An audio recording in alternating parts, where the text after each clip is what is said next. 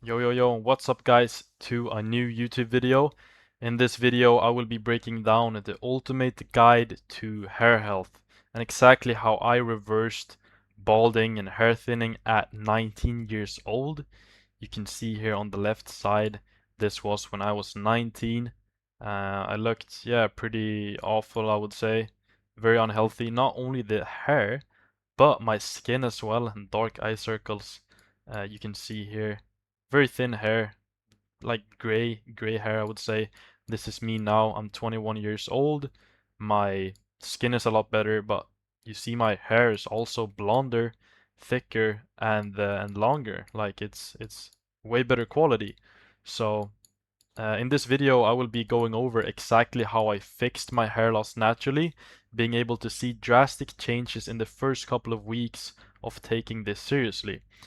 If you're someone that wants to upgrade your hair quality, like you want to get, shinier, thicker, and longer hair, then this video is for you.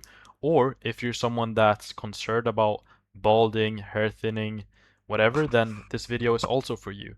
And I will start with debunking the common myth that DHT is the enemy when it comes to hair loss.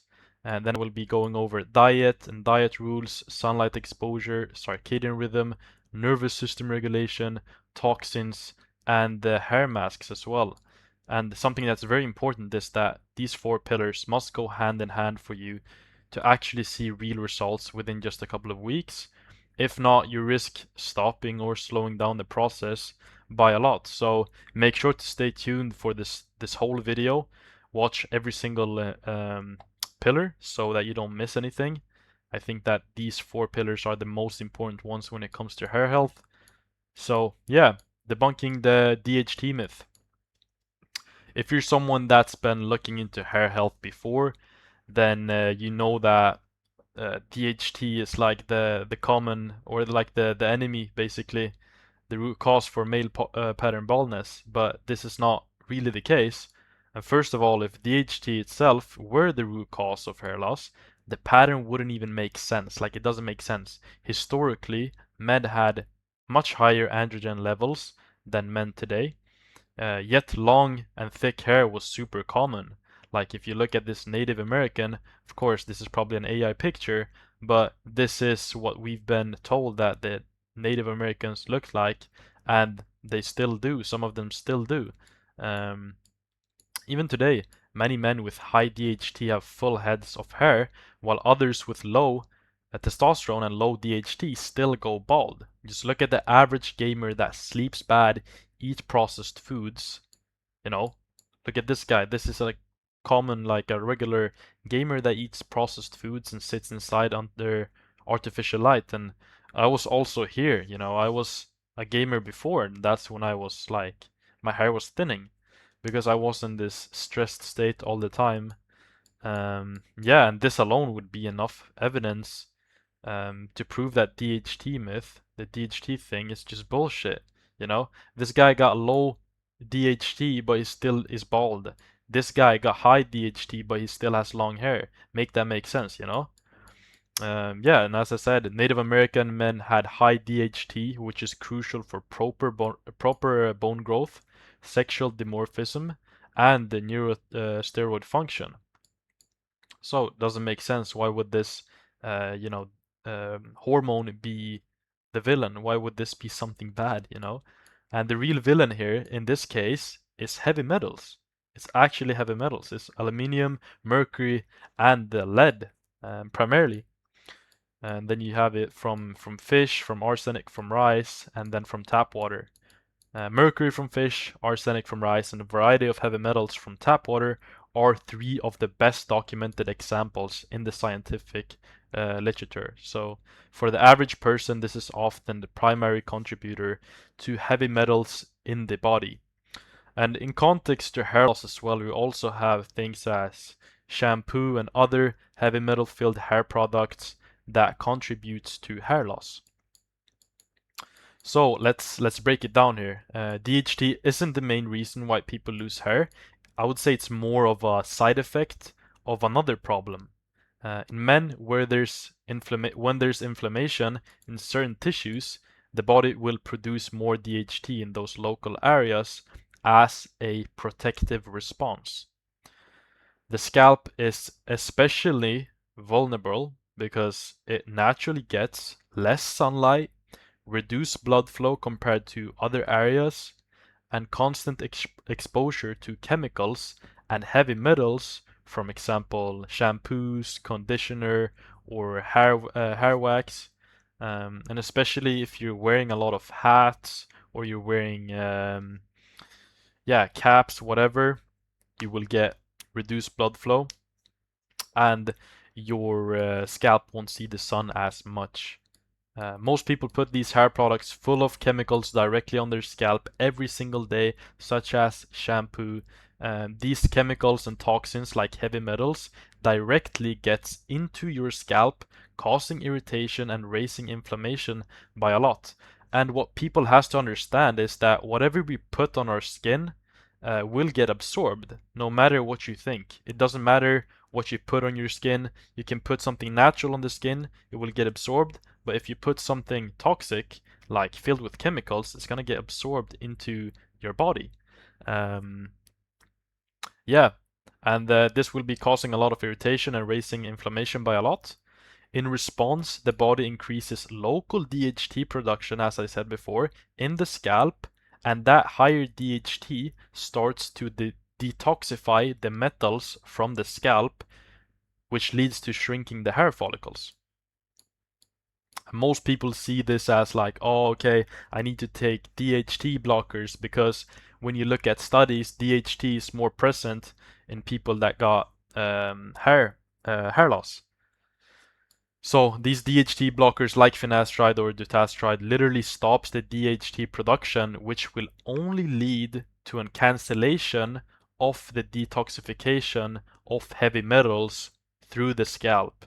So this means that the detoxification of the heavy metals only will get cancelled. So instead of letting the body do what it's supposed to do and push out the heavy metals through the scalp, people basically just blocks out the DHT to get to your scalp, which is basically like it's toxic. It's not good for you, and not only that, but it also will occur other health issues such as hormonal issues like erectile dysfunction, which is a clear sign that your body is getting or you're getting stripped away from your masculine body. This is why when people test the amount of heavy metals in the body, they have an option to do it by looking at the hair follicles. Because the body decides to push out heavy metals through the scalp, and our hair is not essential for survival, therefore it's a good pathway for detoxification. So if your body is in survival mode and is trying to survive, why would the body be in a state of trying to heal or trying to grow hair? It won't. It would actually sacrifice the hair for internal healing instead. This is why you can see men with low DHT that still struggles with hair loss because of heavy metals. Now, this is not the only cause for hair loss, but it's a major one. So let's look at the side effects more deeply. First of all, or the main one that I would, argument for is sexual dysfunction and hormone-related side effects. This is huge. This is like you're getting actually stripped away from your masculine body, and you won't be able to, feel healthy or strong and manly, and you won't be able to actually please your woman as well. So systematic review and meta-analysis. This is a study from PubMed. A large review of placebo-controlled trials involving finasteride and dutasteride found that these drugs increase a risk of sexual dysfunction compared with placebo. Finasteride users had a 1.6 times higher risk of sexual side effects such as erectile dysfunction, decreased libido, and ejaculatory issues. This shows a statistically measurable increase in hormonal and sexual side effects when 5-alpha reductase is blocked. And 5-alpha reductase is the enzyme in the body that converts testosterone into DHT. So it's basically the middleman. And when you take DHT blockers, you cut that enzyme out, so that the conversion doesn't go through. And here you have some. I just took some comments from people that actually experience with finasteride and DHT blockers. This is just a few of them. Here you can see, bro same, I felt hollow down there, weirdest feeling ever, I'm suffering from low libido and severely dry eyes. My side effects were way different. I didn't desire sex and rarely got hard. I have heart palpitations from finasteride. Like these things are more serious than you think. Let's go back to DHT. Let's use some logical thinking here. Think about it logically. Why would a hormone that is crucial for neurosteroid functions and that is very essential for bones and hair cause hair loss in the first place? How does this make sense? Like this is crucial. This hormone is crucial for men, but somehow it also causes hair loss. Did nature like made a mistake here, or what are we missing? You know? We've created the problem to hair loss, which is the modern lifestyle and toxicity, and then we've created the solution for the symptom that was caused by this modern lifestyle and by toxicity, which is DHT blockers. And everything is actually solvable when we turn back to nature and cut back on this unhealthy way of living.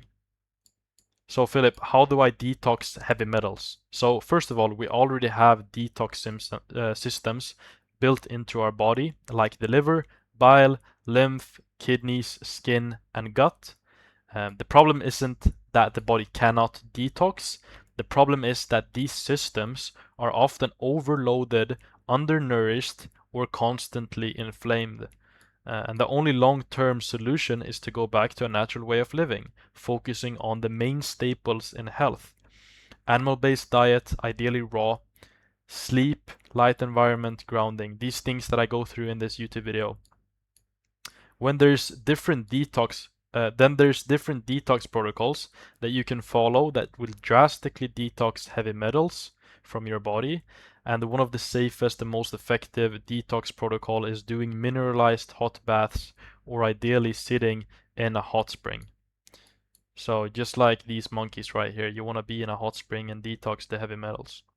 So the hot bath protocol is used to pull out toxins and heavy metals out of the deeper tissues and into circulation, so the body can actually eliminate them more easily.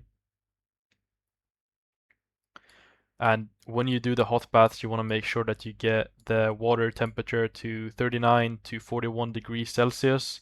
You want to mineralize the water as well, since you're using tap water, with 1 or 2 deciliter of Celtic sea salt. Preferably 2 to 3 cups of raw milk, since the raw fats will bind to the toxicity in the water. Then 2 to 3 tablespoons of apple cider vinegar. And this will lead to the toxins from the tap water to be neutralized, as I said, so you don't reabsorb the heavy metals and toxins into your body again.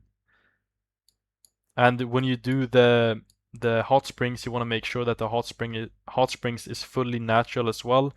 You don't want a hot spring where they use chlorine or where they use chemicals to clean or whatever. You want a hot spring where they actually dump the water out and then fill it up again with natural water, like every day or every other day. I don't know how often they do it, but this is super important. So now we will be going over to the diet. Hair loss can be a lack of nutrients, but if the body is not being in a state where it's willing to use the nutrients for hair, then it doesn't matter how perfect your diet is. You can have the most perfect diet ever, but if the body won't prioritize to absorb the nutrients and especially push them to the scalp, then it won't matter, you know? If the body is stressed, inflamed, or in survival mode, it will redirect resources towards vital organs instead. A lot of people eat clean, but still have low stomach acid, poor fat absorption, and gut inflammation, and in this state, minerals and vitamins never reach the hair follicle, no matter how good the diet is, as I said. You can have the most perfect nutrition, but the body won't use it for the hair, so therefore For me, simplifying nutrition and focusing on easily digestible animal-based foods made a huge difference. Not just focusing on eating more, but actually fixing my digestion. The calmer my digestion became, the more my body could actually build instead of just trying to survive and push nutrients towards the scalp. Um, yeah, and the key shift was realizing that nutrition only works when the body feels safe enough to actually absorb it. Hair is built from very specific nutrients, and if even one of these things are missing or not absorbed, hair growth slows down or stops. And the most essential nutrient is, in my opinion, protein. And hair is mostly keratin, a structural protein. But hair loss isn't fixed by eating more protein, of course. You still need to be able to digest the protein properly. And if you have poor digestion, that equals no usable amino acids, which equals no hair growth. And then the second most important one is fat-soluble vitamins like vitamin A, D, E, and K. These regulate cell growth, hormones, and scalp health. Without enough fat or with poor fat digestion, these will never reach the hair follicle once again. And then the third one is cholesterol and healthy fats. Hair growth is hormone dependent, and cholesterol is the backbone basically of all steroid hormones. And if you do like low fat diets, it often correlates with hair loss for this reason. So focus on getting a good amount of beef in, fish, eggs, milk, butter. I would only get these things, especially dairy, in the raw form, so in the unpasteurized form. Would never tell anyone to consume pasteurized dairy. It's completely indigestible, and you won't get as much nutrients, enzymes, and bacteria for your body that your body needs, basically. So let's look at some diet rules. This is important to follow, since if your digestion is off, nutrients won't even reach the scalp to support hair growth once again. So let's say you have the most perfect diet, you eat all of these things, but you eat them in the wrong order, you combine the wrong foods, then your digestion will still be off. So make sure to eat raw fat with every protein meal. This helps you with digestion and focuses on detoxification. Always chew meat fully before swallowing it. This is like a very simple thing. So always make sure to actually chew it to liquid form and then swallow it. Then do not drink water with meals. It will also get absorb worse because the water will basically how was it called? Dilute the stomach acid. Do not drink milk with meat. Also, the same thing there, dilutes the stomach acid. Only drink room temperature unpasteurized milk. Cold milk and cold liquids can be very harsh for the gut. Avoid pasteurized and processed foods completely. And then eat fruit separately from protein and cooked starch meals, since fruit will be digested a lot quicker than protein or starch. So if you eat fruit after a big meal, then the fruit will basically sit on top of the other meal, making it ferment and they cause a lot of stomach issues. And then avoid having fruit with red meat. Do not eat any food 2 to 3 hours prior to sleep, since you don't want to be digesting food while you're sleeping. And if you're laying down and you've been eating something, then gravity won't even work for you. It would just like you will digest food throughout the whole night. Do not eat food directly after waking up. This is also important since you want to be making sure that your digestive tract is resetting. So being in a fasted state, in a short fasted state, can be good to make sure that your digestive tract is resting. Then we'll go over to sunlight and circadian rhythm. This is also very important. Without sunlight, without your circadian rhythm, you won't grow your hair back or get quality hair. Hair growth is hormonally tied, so it follows the hormonal rhythms. Those rhythms depend heavily on light exposure and circadian timing, And if your body doesn't know what time of day it is and your circadian rhythm is off, then your cortisol stays elevated too long. So the body will stay in survival mode and the blood will once again be redirected away from non-essential tissues like your scalp. And this is something that you want to avoid since you want blood flow in the scalp. And here you have a picture of the circadian rhythm. You want to be falling asleep with the sunset, and then you want to wake up with the sunrise. Um, Here, for example, you can see elevated testosterone at 9 a.m. You want to make sure that you get your energy burnt off during the day so you can actually relax during the evening and fall asleep. And yeah, once again, this means that hair growth will be the first thing to shut off when your circadian rhythm is off. This is why overtraining, late nights, blue light, and irregular sleep times all correlate to hair thinning. So yeah, you can see here this bald man. You want to be able to sun your scalp as much as possible as well. I will be going over that. And this is why when I was overtraining, when I was up late at night and I had constant stimulation from blue light and irregular sleep times, I had this issue with my hair. I was losing a lot of hair and it was thinning and I was basically balding at 19, which is like crazy. You shouldn't be balding at that age. Yeah, so at night, when the nervous system should ideally shift into a parasympathetic mode, the parasympathetic mode is the rest and digest mode. It's the mode that you want to be in unless you're like working out or something. Blood vessels dilate, blood flow improves to the scalp, nutrients reach the hair follicle. None of this will happen though if your circadian rhythm is off, okay? So want to make sure that you get your morning sunlight because it sets the clock for the entire day. It affects cortisol, melatonin, thyroid function, testosterone, and overall metabolic rhythm. Without consistent natural light, the body stays in a confused and like semi-stressed state in the sympathetic nervous system mode. Living indoors, staring at screens, and missing real sunlight tells the body that the environment isn't stable. And when the body senses that the environment isn't stable, the body doesn't invest energy into growing your hair. So, when it comes to direct sunlight exposure to the scalp, this will support hair growth a lot through several mechanisms, but the main thing is that the UVB radiation will stimulate vitamin D synthesis, and vitamin D receptors are expressed in the hair follicles. Deficiency in vitamin D signaling has been strongly associated with various forms of hair loss.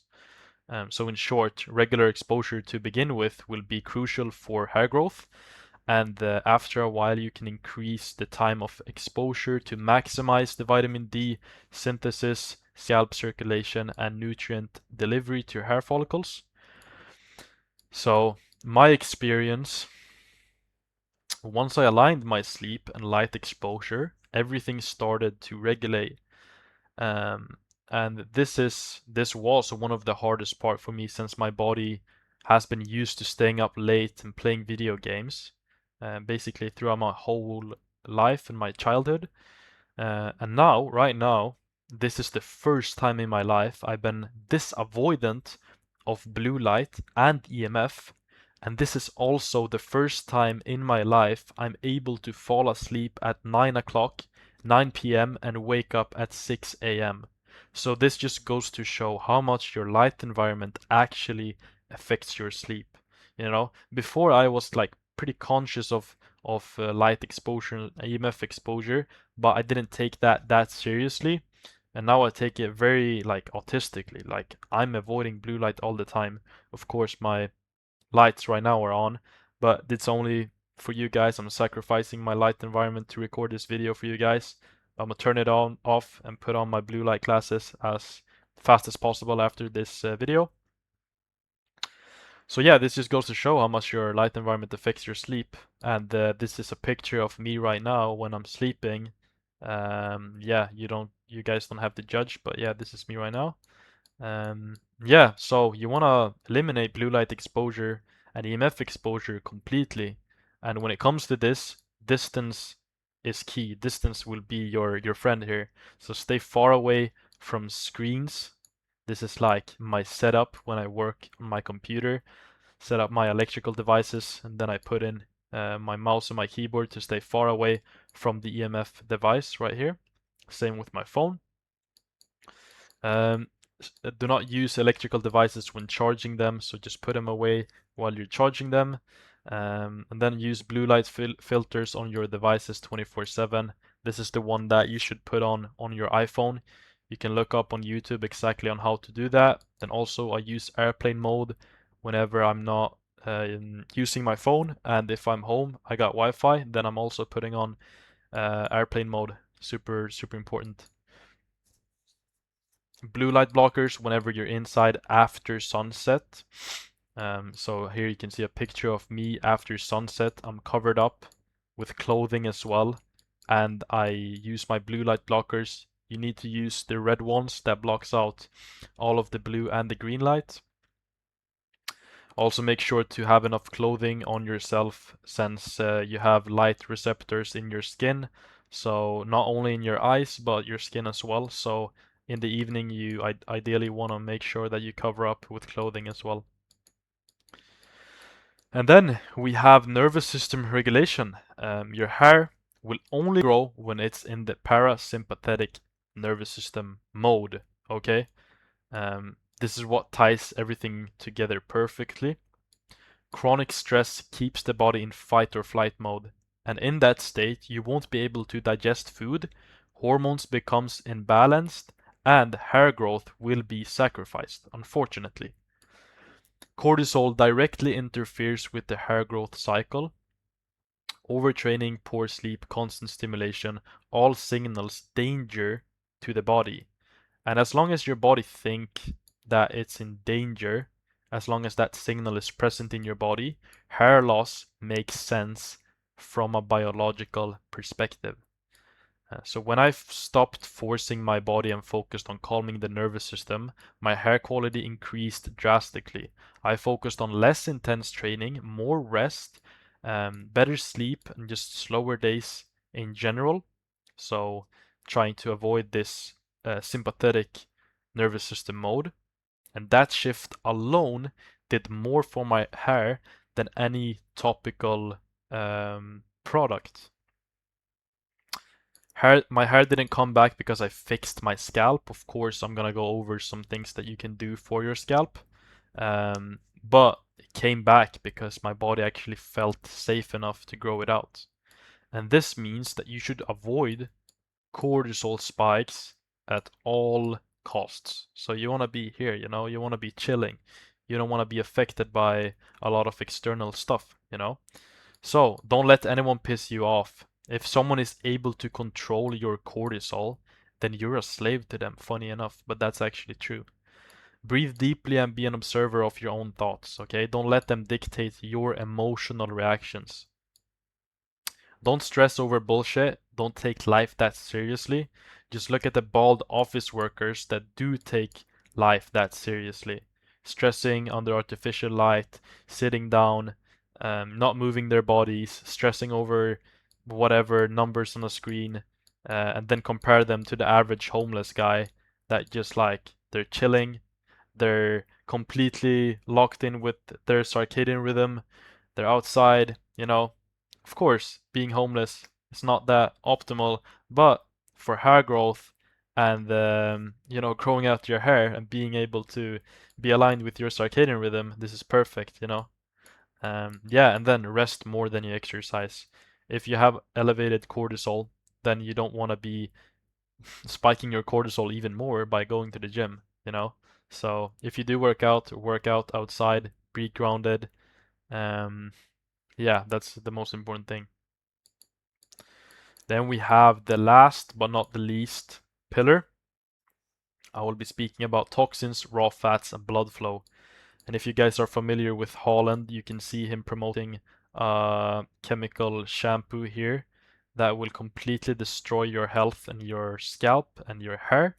And if you know this guy and you've seen what he eats in a day and how health conscious he is, he only did this to make money because he know damn well that he doesn't put this shit on his scalp, you know? Yeah, so blood flow feeds hair follicles. Hair follicles need blood, oxygen, and fat-soluble nutrients to grow.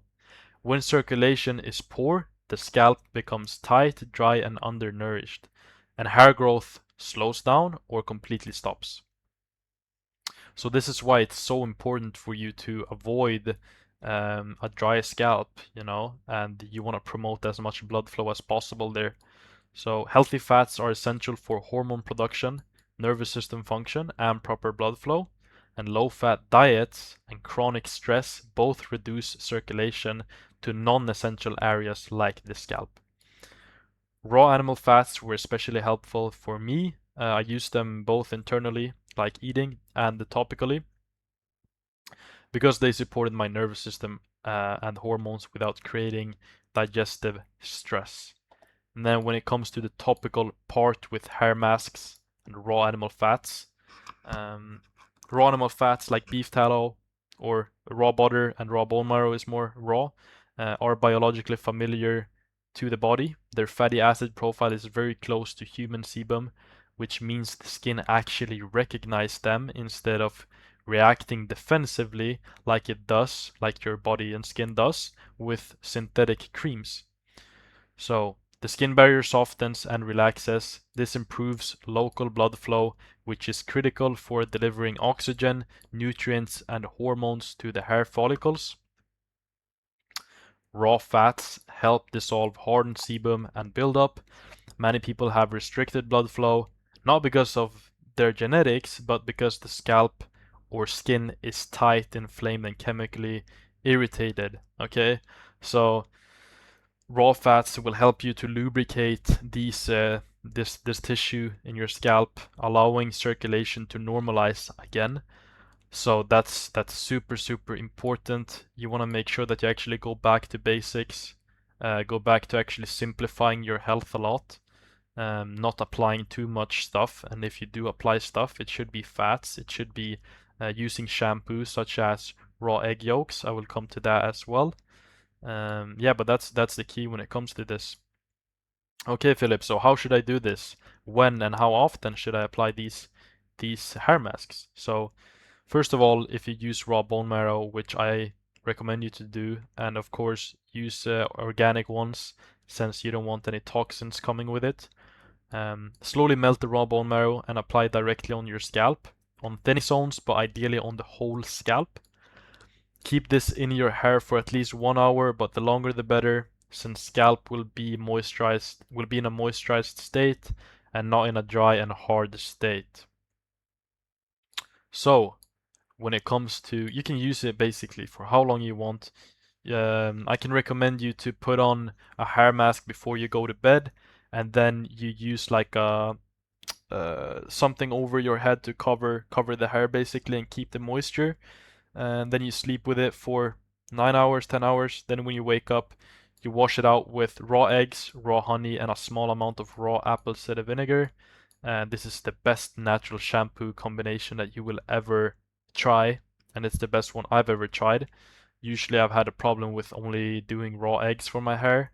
It became pretty greasy and I didn't like the texture. But when I added a bit of raw honey and a bit of raw apple cider vinegar, it became a lot better, and you can see my my hair is pretty decent. I actually also got blonder hair. I don't remember if I mentioned that, but I basically went from, you know, gray color to blonde hair. And if you look at pictures from when you were a baby, if you were blonde, you can naturally get back that hair color with the right principles, which I teach in this thing, in this presentation. And then you have inversion therapy. Um, yeah, my bad. Use this hair mask, of course, at least 2 to 3 times a week. And then after every single hair mask, you wanna you want to use the cleanser with the raw eggs. Then inversion therapy. This is a very simple way to create blood flow to your scalp, and this is something that I do every single day before bed. And by hanging upside down, gravity will help you bring blood, oxygen, and nutrients back to the scalp.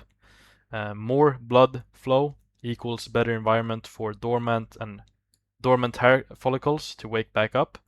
I unfortunately don't have an inversion table myself, and therefore I just hang my head off of my bed, or simply hang upside down on a calisthenics bar. So whenever you just hang upside down, gravity will work with you and will pull your blood towards your hair follicles, creating blood flow. And just 5 to 10 minutes per day is enough. You don't have to overdo it or overcomplicate it. Then scalp massages. I usually pair inversion therapy with scalp massages. Here you can see someone that only uses scalp massages for hair growth. It's so effective. Gentle scalp massages helps soften tissue, break up tension, and improve circulation. And why I keep coming back to blood circulation is because this is the most important factor of hair growth, you know.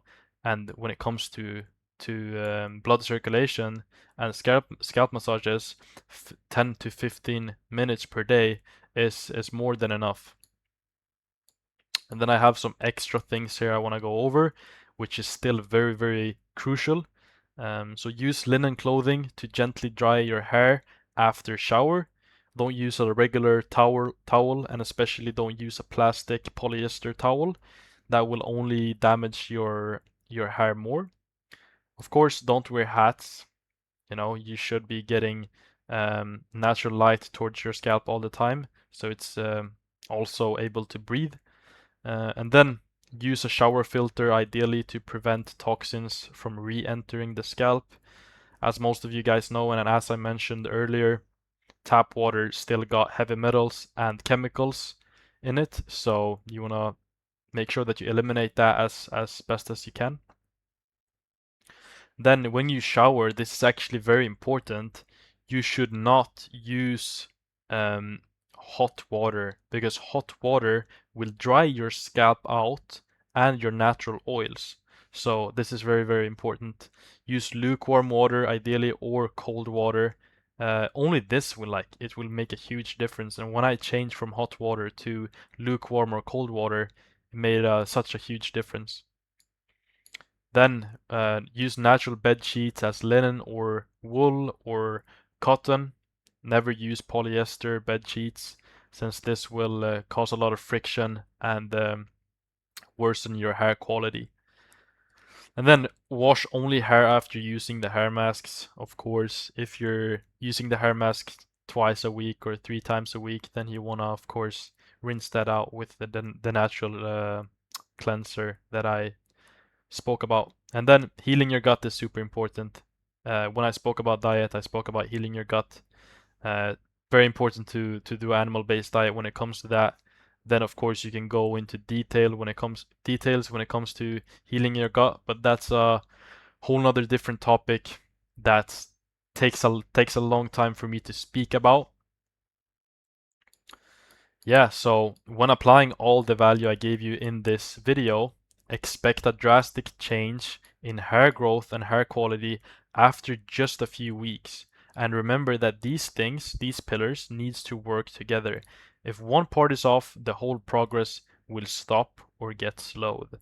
So ideally you want to change your lifestyle, of course, but what I spoke about in this video is it's lifestyle changes, but it's also details that's crucial, that adds up. So if you're exposed to chemicals on a daily, only a small amount of chemicals, that adds up over time if you don't make that small change, you know. So all these things are very crucial for your health, and you want to make sure to actually dial in the 4 parts, but don't overcomplicate things.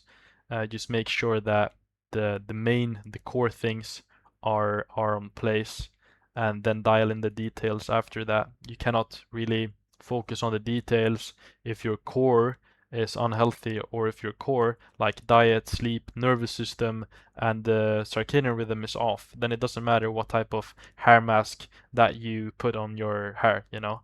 So, super important to know. I also offer one-on-one health coaching, and if you're interested in that and you feel like you need an upgrade in terms of your health, then feel free to DM me on Instagram. It will be linked down below in my bio, but also you have the name here for my Instagram. It's Philip Hagblom. And I only work with a certain amount of people and people that I actually believe will put in the work. If I don't really trust in you and if you seem unserious or you're like very doubtful on the first call that we have when I get to know you, you know, it's like I don't force anyone to join my coaching program. In other words, it's just like if you actually need help, then DM me on Instagram and I will gladly get to know you. Alright, that's it for this video. Let me guys know what you thought of it. Hopefully you apply every single thing that I mentioned in this video, and when you get your results, show me a picture on Instagram. I will I'm gladly I will gladly see the results of the value I gave out in this YouTube video. Yeah, see you guys in the next one. Peace.